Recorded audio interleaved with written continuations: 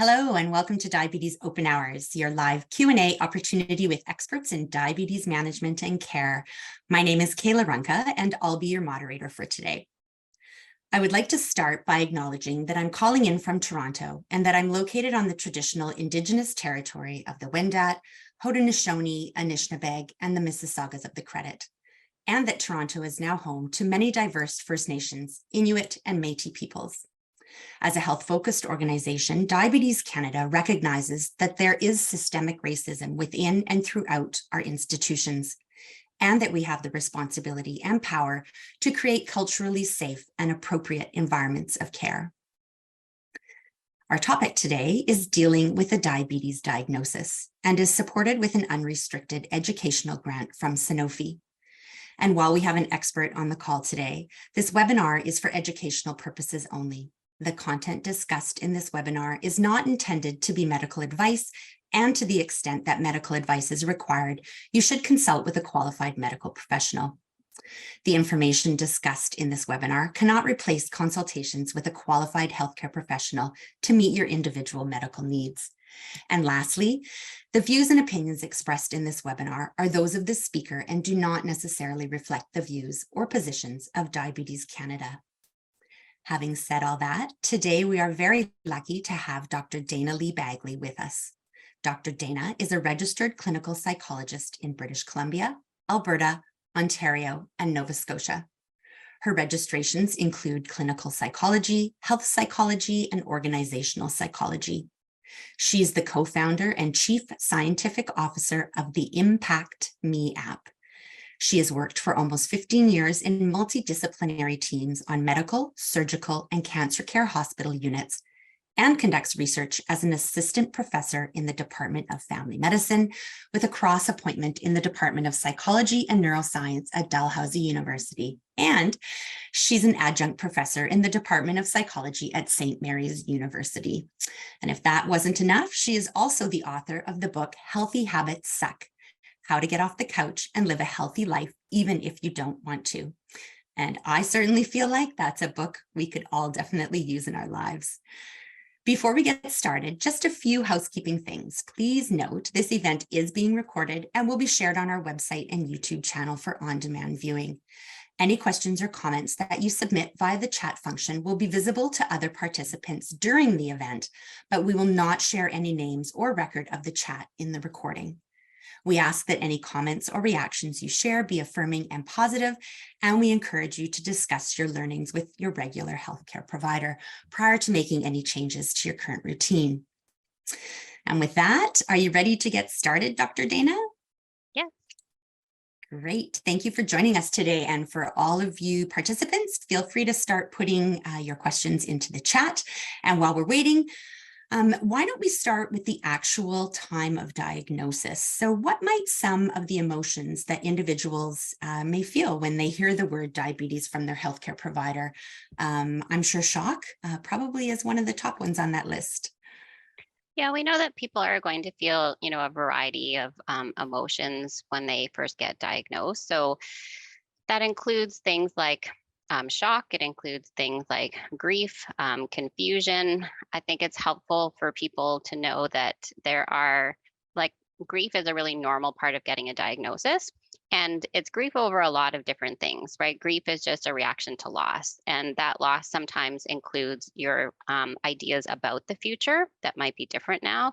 It includes potentially a loss of your identity, loss of certain roles, that there are changes that will happen kind of throughout your life potentially because of that diagnosis. And so that's very common for people to go through. Some people have heard of like the 5 stages of grief. I think it's important to know that there aren't actually 5 stages of grief. And so what's helpful about that model is to recognize there's lots of different emotions that show up in response to grief. All of those emotions are normal and natural, but you don't have to go through a set order of stages of grief to be coping well with a loss, and believing that you have to go through a certain stage model actually can lead to complicated grief. So just about recognizing there's lots of different emotions that show up. We talk about the 3 N's. So notice it, name it, and normalize it. right? So recognizing you're feeling different things, naming it. It could be sadness, it could be anger, it could be numbness, it could be, a variety of different emotions, and that those are all normal responses to a big change in your life like this. Okay, great. Yeah, so this grieving period, we often do hear about it, and like you mentioned, whether it's due to things changing rapidly, or potentially even worry about their family, and now their family history has changed with the diagnosis of a chronic medical condition as well. So, do you are there specific tactics that people can use maybe to get through that time of grief and move on to, the management stage of a new diagnosis? Yeah, so one of the main things we do work on with people with a chronic disease, which starts at diagnosis, is a term we call psychological flexibility, and that's like your ability to have like a large behavioral repertoire, meaning you could do lots of different things. And it's really important for people experiencing a chronic disease to figure out how to be value driven instead of goal driven. So our culture talks a lot about being goal driven, and those are achievements you want to do, they're outcomes that you want to have happen, but we don't always control those, right? They're often controlled by lots of different things, not just our own efforts. Being value driven is about how you want to show up as a human. So it's not about what you want to get from the world, it's about what you want to contribute to the world. So whether you want to contribute creativity or kindness or compassion, it's about how you want to show up. And if we can move to being value driven, it gives us a much larger opportunity to do things that matter to us. It's quite likely that there are things that will have to change in your life about what you can do. But that doesn't mean you can't have a meaningful life. You can for sure have a meaningful life. It's just going to look different. And frankly, that's true for all humans as we grow up, right? It very rarely looks the way we thought it was going to look. And so that psychological flexibility about being able and willing to express your values in a different way. So, for example, perhaps it was a part of your role was to like make meals for everybody, right? And now some of the meals that you make are things that you're not supposed to eat because of your diagnosis, right? So we're trying to find you another way to care about your loved ones that might involve different meals or different activities, but it's still an expression of your care and affection for them. And so that's something that we are trying to work on with people, is to have more options for how to express your values. We can always find them. And the key is your willingness to have it look different and feel different than how you thought it was going to look or feel. Wow, I love that. That actually spoke to me incredibly as a mom and someone who cares for my family via food. And I can imagine that that's a big change for people, especially with a diabetes diagnosis. Um, Learning you have a chronic medical condition can be hard to accept. And depending on how you move through that stage, sometimes people move into a period of self-blame. So why did this happen to me? How could I have prevented it? Can you speak to that feeling a little bit, and some tactics maybe to help people again deal with that concept of self-blame? Yeah. So, we all want to recognize that we live in an environment in North America that absolutely is not conducive to health. It's not conducive to health behaviors. It encourages unhealthy behaviors. It's actually incredibly difficult to do, like, to maintain healthy behaviors in our culture. Our environment just does not support that. And it's not a neutral environment. It actually supports unhealthy habits, right? So well, we talk about this as like a compassionate reality check, which is like, certainly there are things that you've done and that you could continue to do that will impact your condition. And you want to be aware of those, and you want to work on those as much as possible because they, are under your control. But there's a whole bunch of other factors that lead to these diagnoses that are absolutely out of our control, right? There are different rates of diabetes depending on different like economic classes, right? There's differences in terms of different ethnicities. There's differences in terms of like where you live, for example, whether rates are higher in one country versus another country. None of those are things that we chose, right? We don't choose where we're born. We don't choose what era we're born in. We don't choose whether we're male or female. And all of those things also impact our health. So it's kind of a terrible thing that our culture has done to act like if you just believe in your dreams, anything is possible, because it sort of conveys that you have some unlimited control over your body. And if you had just tried harder, you could have stopped this from happening, right? But most of us are facing an uphill battle when it comes to health. And there are a whole bunch of factors that influence that we actually have no control over. And so we're balancing the two things, which is there's a whole bunch of this that isn't your fault and it's your responsibility, right? So there's a bunch of things that you can do to help your condition. And even when you're doing everything right, your condition can still be progressive. It can still go up and down. It doesn't mean what you're doing doesn't count, doesn't matter. It just means that there are some parts of our bodies we don't have control over. And we live in an environment that does not help us make good choices.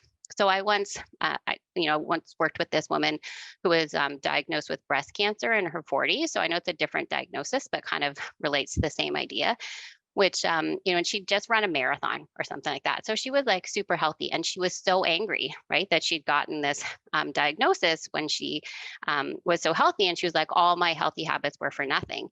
But we don't know that maybe she was destined to get breast cancer in her 20s and all of her healthy habits delayed the progression until her 40s, right? She was definitely going to go through chemo a lot better because she was healthier. The rest of her body was healthier. And so there's some parts of our bodies we don't have control over. We can't directly, change them. And so you want to control the things you do have control, which is your behaviors. And there are lots of behaviors that will make your condition better or worse. And at the same time, there are parts that even when you're doing everything right, you won't have control over it. So getting into that shame cycle typically isn't good for people. It usually goes down a path that actually doesn't help you make good choices. It doesn't help you live a meaningful life. And so we just want to recognize that. Again, you can use our 3 N's of notice it, name it, normalize it. Of course, it's normal to feel that way. Is it really going to help me if I let this be in charge of my day? Right? And chances are it's not.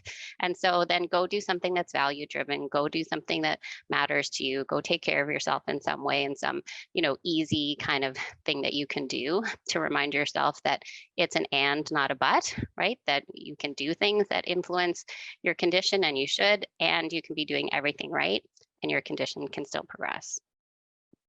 That's a great thought, and also a fantastic segue into the next question. So, specifically with a diabetes diagnosis, there's a lot of things that end up needing to change.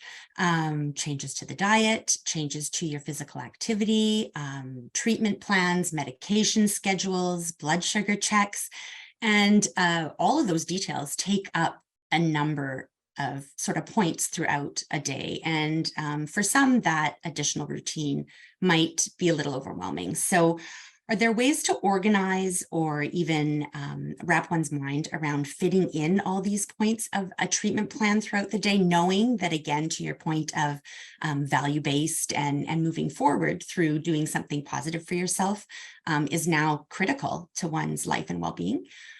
Yeah, so we try to get people to attach a value-driven reason for change, for making those changes. A lot of people will try to make those changes based on kind of a fear model, right? I don't want to have the bad outcomes that people have told me will happen with diabetes. I don't want to go blind. I don't want to, have problems with my feet. And so it becomes driven by distress. And that can get you going at the start, but it will never keep you going because humans don't like being in distress. So if you've attached all of those healthy behaviors to distress or something bad happening to you, that's what's become linked in your mind, right? It's not a positive thing. It's this dangerous thing that you're trying to prevent. And so values are always about moving towards something that matters, not about getting away from something bad. And so health, we actually describe as not a value. It's a means to an end. What will the health allow you to do? So if being healthy gives you more energy, if taking care of your diabetes makes you more stable or reliable, if it helps you, do your job better, right? Those are the things we're looking for. Not even just like, well, I could live longer. Okay, well, if you live longer, what are you going to use those extra years for? Why does it matter to be here on the planet? And managing diabetes in particular, there are things that will impact your well-being on a daily basis, right? So managing your blood sugars will help you you think more clearly. It'll help you be more productive. It'll help you be more reliable. And so what matters to you, and who and what are the things that are important to you that you want to be more reliable for, that you want to have a more clear-headed, ability to think and to be productive, right? Whether that's your family, your relationships, your work, it's going to help you on a day-to-day basis show up as the person you want to be. And so connect it to those things that are meaningful and important to you, not a distress model of change. The second part is, if we think about that we have sort of a certain capacity, like a battery, right? And that battery will get drained, and there's things that like use up that battery. If you suddenly need to add in a whole bunch of health behaviors, it's going to use some of that battery and time in your day. And so we have to actually start thinking about, what am I going to give up? What am I going to give to somebody else? What am I not going to do to make space for these health behaviors? Because they take both time and energy, right? They again will help you do the things that matter. Think about the things that anyone could do versus the things that only you can do. If anyone could do them, could someone else do them for you then? Do they really require you to do? Can you save your battery for the things that are most important to you? Right? And managing your diabetes will always help you show up as the person you want to be, not in the future, but today, right now, right? To the people and the things that matter to you. But you need to find that time by giving up other things in your life so that you have time, because it actually takes, time and energy to properly manage diabetes. And so if the whole plan is I'm just going to add it on to what I currently do, it's not a good strategy, because most of us don't have extra hours in the day. So you have to figure out what you're going to give up, what you're going to delegate, what you're going to not do in order to have time to manage diabetes. Sound advice for everyone, really, quite frankly, but especially for those with the additional stress of sort of a chronic medical condition. So we talked a bit about, the normal feelings, anger, shock, numbness, kind of things that you would naturally feel following a diagnosis. But we also know that depression is about twice as common in people with diabetes. So maybe you could share some things to look out for, in particular with depression, and what might indicate the need to get a little extra help. Yeah, so we know that some of these, mental health conditions are higher in people with chronic disease, and that's in part because it's stressful to live with a chronic condition. Another part that we want people to recognize also is diabetes distress.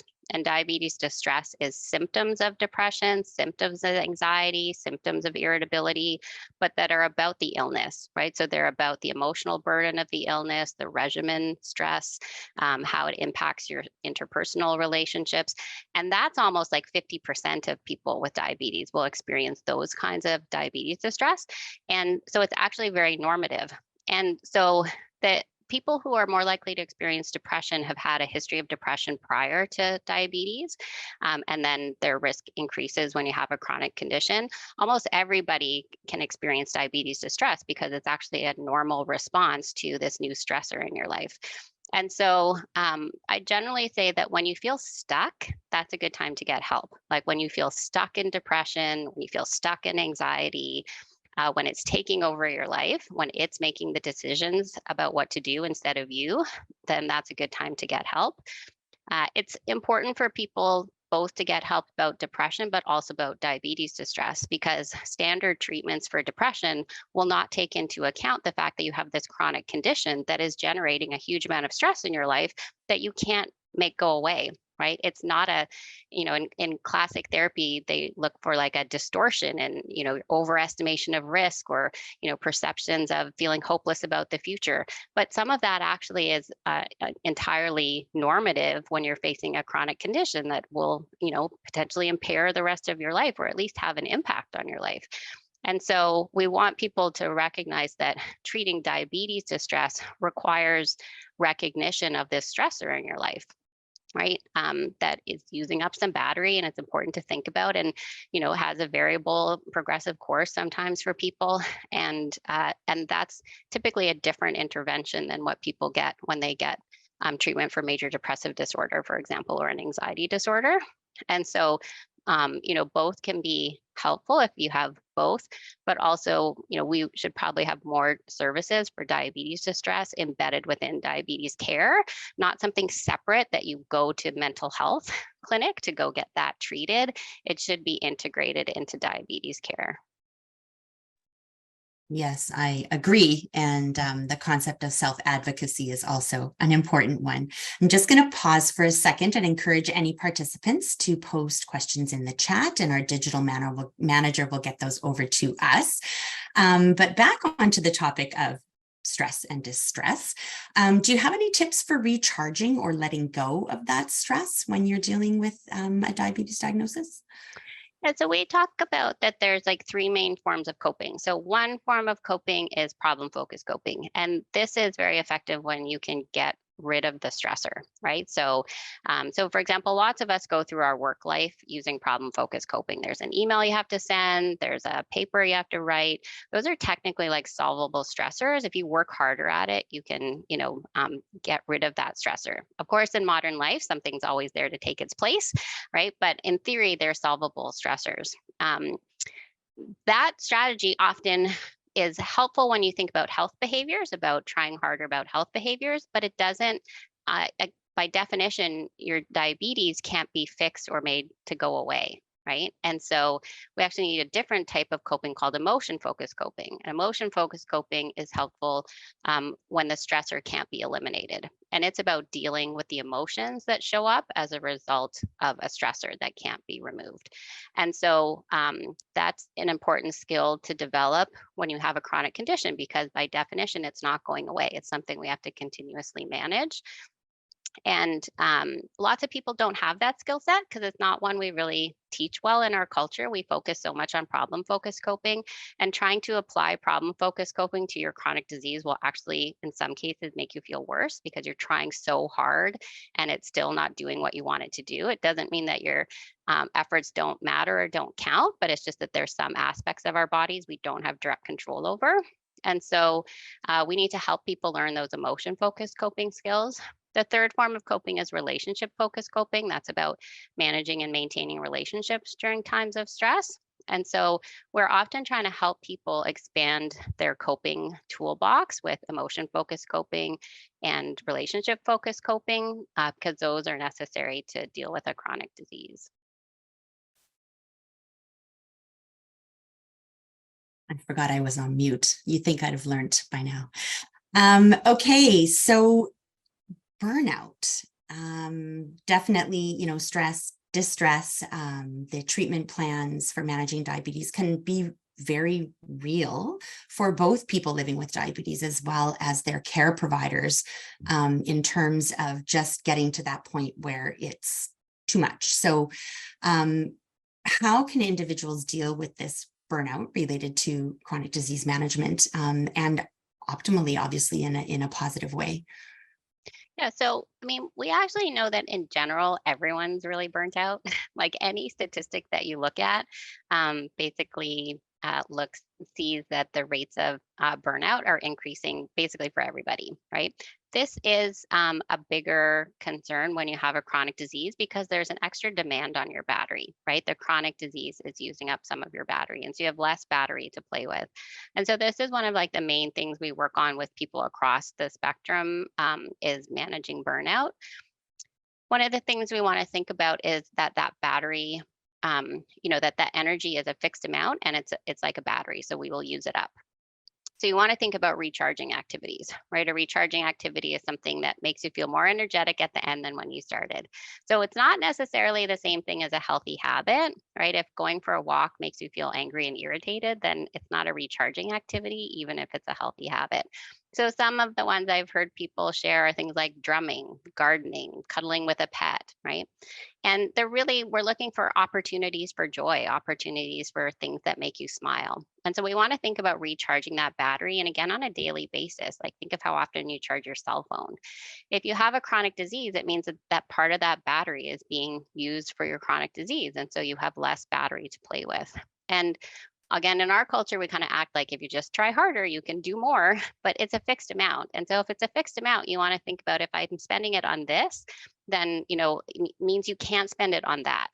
right? We can't just plan to have more and more energy. And so thinking about where are you spending your battery? Is that how you want to spend your battery? What things are draining your battery? What things are charging your battery? Everyone has things in their lives that are just drains, sometimes people, but sometimes activities, right, that are just drains on your battery. And we just need to take that into account. But we want to make time for the charges. We want to make time for opportunities, for joy, for opportunities to smile. And to really think about that battery management. It becomes a big deal in chronic disease when we talk about pacing.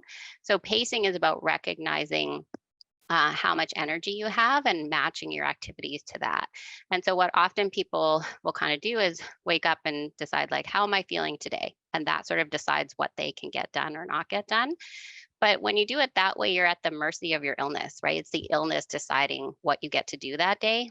Pacing is about deciding how much activity you can do even on a bad day and keeping the activity level constant even if your condition is going up and down. And so it actually makes us feel more empowered because it doesn't matter how we feel today, we can do this amount of activity. And so it makes us more reliable, more dependable. You don't have to cancel things as often, but you're often having to, it's less than what you would like it to be. Right. And so again, deciding what you want to spend your battery on that's most valuable. And often the hardest part of pacing is actually holding back on a good day. Right. So people, have a good day and they're like, oh, who knows when I'm going to have another good day? I better do everything. But then they overdo it and then they kind of pay for it for a few days. Right. And so holding back on a good day when you feel good, saving the battery for tomorrow is actually a key skill in pacing. And so, we also talk about adding extra batteries to the system, right? When you have a chronic disease, a really important skill is learning to ask for and accept help. And because you have less battery because of your chronic disease, so we often need to add more batteries, meaning we need friends and family. Your healthcare providers can be part of, that village of support. It could be community groups, it could be your church, it could be work friends, but you're going to need some extra batteries. And so our culture, again, kind of our dominant Western culture kind of says that it's bad to depend on other people. But actually, that's the highest like functioning human is someone who is connected to a village, who is part of, feels connected to safe, trusting other people. And so the opposite of independence isn't dependence, it's connection. Right. And so and we often feel lonely, the loneliness epidemic, right? And that's partly because we've overemphasized independence and we're sacrificing connection as a result. And so figuring out how to ask for and accept help means how do you add extra batteries to the system? And sometimes people are glad to help you, right? Sometimes it's actually way more difficult to watch someone you care about not accept help, right? And watch them struggle when they're refusing your help. It's not a zero-sum game. Sometimes both people feel better when you accept help from somebody else. Yes, yeah, that circle of support is so important in so many ways, including when you have diabetes. If someone is finding things overwhelming, are there places where they can go for further help or to find support? Yeah, so we know that basically there's not enough mental health providers for the need right now, right? Whether we're talking about mental health support for people with chronic disease or for other, just living in our crazy world we live in now, right? So there's not enough resources for that. And so we often are, looking to how we can create scalable options to help people access, more care. And so those are some of the things that we work on in our company is how can we offer better access to science-based information, right? More scalable, that's like high quality information that can help people. And so there are some of those options now emerging, sort of like online tools as well as, mobile app tools. We have one that's working on burnout, but we will eventually be adding courses on chronic disease as well as special, add-on modules for diabetes and heart disease and other chronic conditions. And we try to embed the science of behavior change into those apps so that it's actually helping you on a daily basis support the difficult behaviors of being healthy. There are online resources through government of Canada, sometimes your provincial government again has opted into mobile or technology solutions for mental health, and so looking into those as options for extra help. If you are working, you might have an employee assistance program that you could access. So like Wellness Together is a government-based one that people can access for mental health support. And then community groups, patient advocacy groups like Diabetes Canada, those kinds of groups as well, because it really helps to have connection with other people who get it, right? Who know what you're going through. That really can help us cope as well. No, that's great. And Dr. Dayna provided some links to a few organizations and the Impact Me app that our digital manager will pop into the chat for you. So I don't see any more questions coming in. So maybe we will wrap this up. But before I ask you one last question, we're going to pop a brief evaluation into the chat. If you could kindly take a minute to provide us with some feedback so we can continue to learn, grow, and better meet your needs, that would be great. Also, if you have any ideas on future topics, feel free to pop those in the chat as well. We're always open to ideas on how to meet the needs of our group of people living with diabetes. So the last question is really generic, and just wondering if we haven't covered something in particular, or if you have any parting words of wisdoms regarding a new diagnosis. So in the chat, we also, I think, provided information about a research study that we're doing that lots of people might be eligible for. And so it's about wellness for people living with chronic disease. And so you can actually access a program for free for the 12-week program that includes psychology support or as well as other supports if you are interested in participating in the research. So that's also available.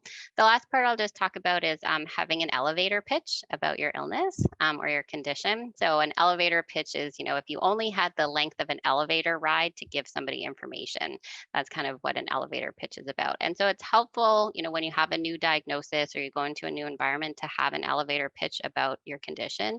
You don't actually have to give the diagnosis, right? Sometimes what's more meaningful is to give the symptoms that might impact that environment. So for example, in your workplace, you don't necessarily have to say I have diabetes, but you could say I have a health condition that sometimes means I need to take more breaks or I need to manage my diet differently, right?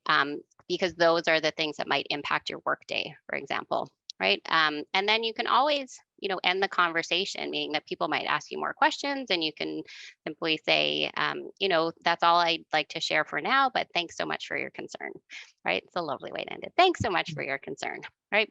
People often will give you all kinds of tips and suggestions. You should do this, you should do that.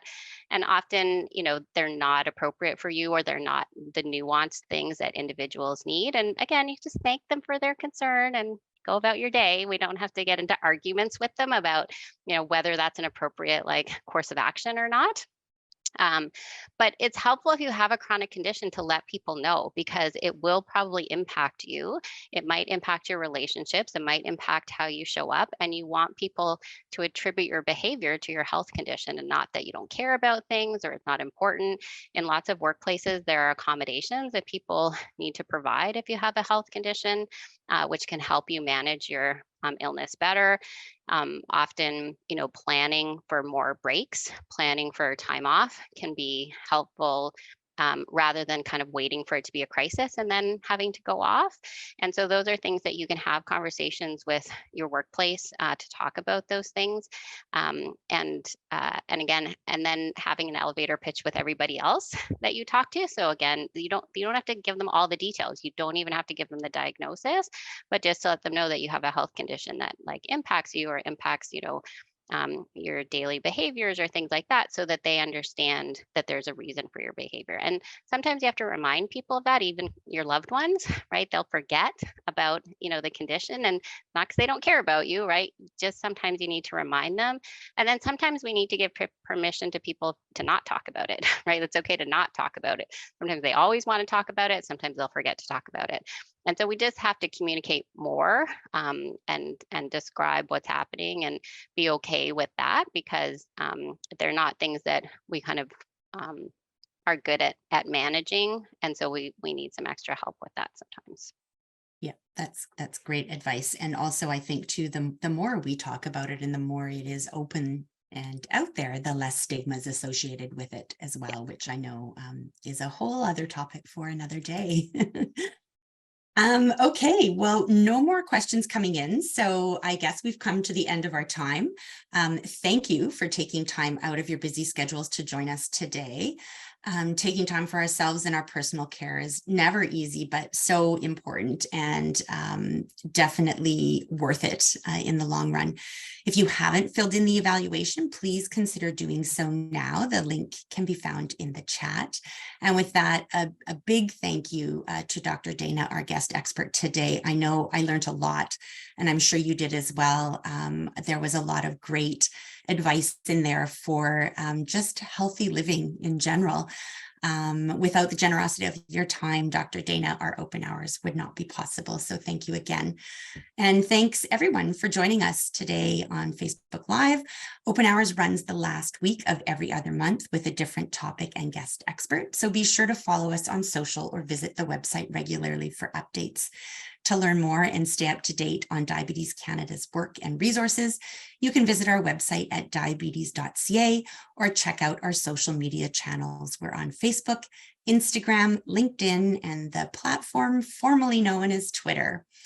You can also call our info team at 1-800-BANTING, that's 1-800-BANTING, or email info@diabetes.ca with questions. So join us again for our next Diabetes Open Hours. Please stay tuned to our social channels and our Diabetes Canada Open Hours website page for news about the date, time, and guest for our next conversation. And with that, thank you, have a great day, and we'll see you again.